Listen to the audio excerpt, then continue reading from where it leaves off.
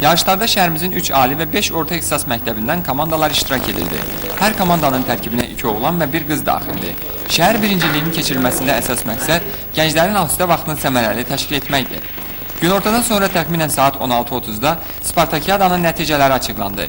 Ümumi komanda hesabında Gəncə Dövlət Universiteti 1-ci, Gəncə Dövlət Humanitar Kolleci 2-ci, Kənd Təsərrüfat Akademiyası 3-cü, Tibb Texnikumu isə 4-cü yerə çıxdılar.